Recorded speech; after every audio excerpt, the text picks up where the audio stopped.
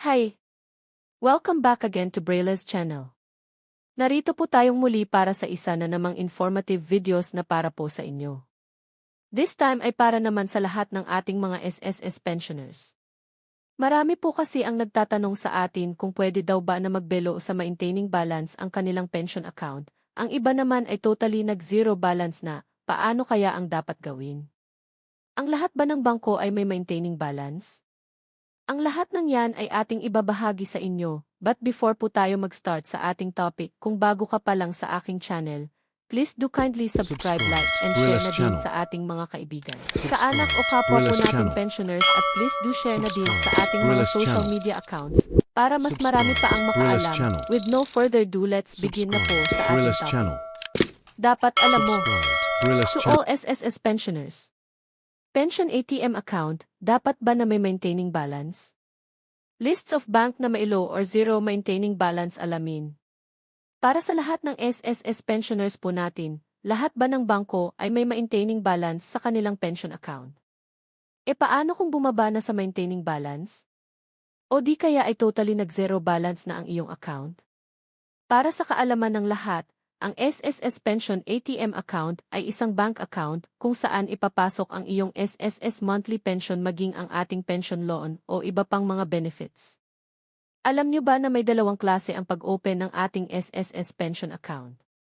Una na rito ang pag-open ng account through SSS Referral or LOI or Letter of Introduction.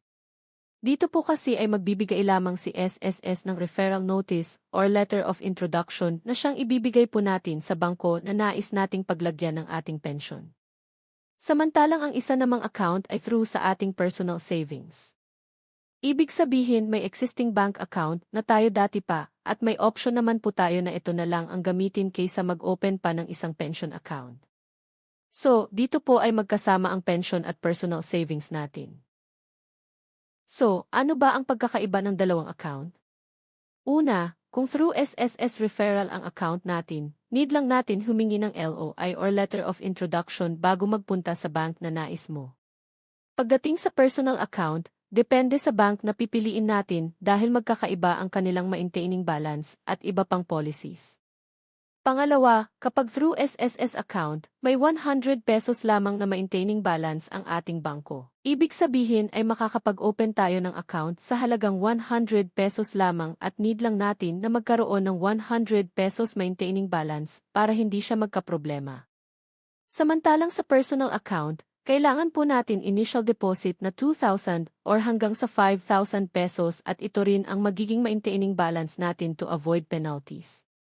Pangatlo, pagdating sa SSS through referral ay hindi kikita ang ating pension account dahil purely payroll lamang po ito o pension lamang ang papasok at hindi pwedeng pasukan o mag-deposit. Samantalang sa personal account naman ay kumikita po ito ng monthly interest. Kung halimbawang mag-below maintaining balance ang inyong account. If through sa SSS referral, wala po tayong penalty charges as long as hindi naman siya nag-zero balance. Pero dapat ay wag po natin hayaang umabot sa mag-zero ang ating pension account. Dapat ay magtira po tayo kahit 100 pesos lamang to make our account active at hindi magkaproblema. Samantalang if through personal account, kapag nag-below maintaining balance na po kayo, ay magkakaroon na po kayo ng penalty charges as much as 200 or 300 pesos monthly habang hindi pa nag-above maintaining balance. At kapag po yan ay naging paulit-ulit, alam nyo bang pwede pong madormant ang inyong personal account? At maapektuhan po dito ang inyong monthly pension. E ano ba ang ibig sabihin ng dormant para sa personal account? Ang dormant account na sinasabi ng bangko ay pagka-freeze ng ating account. Ibig sabihin ay mawawalan po tayo ng access, hindi pwedeng mag-deposit o mag-withdraw, at yan ay tuloy-tuloy ang pagbabawas ng penalty charges kung hindi natin maaayos. So, kailangan nyo lang magpunta sa inyong branch para mapa-reactivate ang inyong account. Ano-ano ba ang mga bangko na tumatanggap ng SSS pension? Halos lahat po ng bangko ngayon ay tumatanggap na ng SSS pension. Subalit sa mga bangko na nabanggit o nakalista sa ibaba, tanging ang Union Bank at ang Rizal Commercial Banking Corporation o RCBC through Discartech ang walang maintaining balance. Ibig sabihin ay kahit mag-zero po yan ay wala pong magiging problema. Samantala ang ibang bangko tulad ng Metrobank, BPI, PNB, BDO at iba pang bangko ay may 100 pesos maintaining balance para sa ating SSS pension account. Tandaan! Dapat alam po natin kung ang SSS pension account natin ay isang personal account ba o pension account.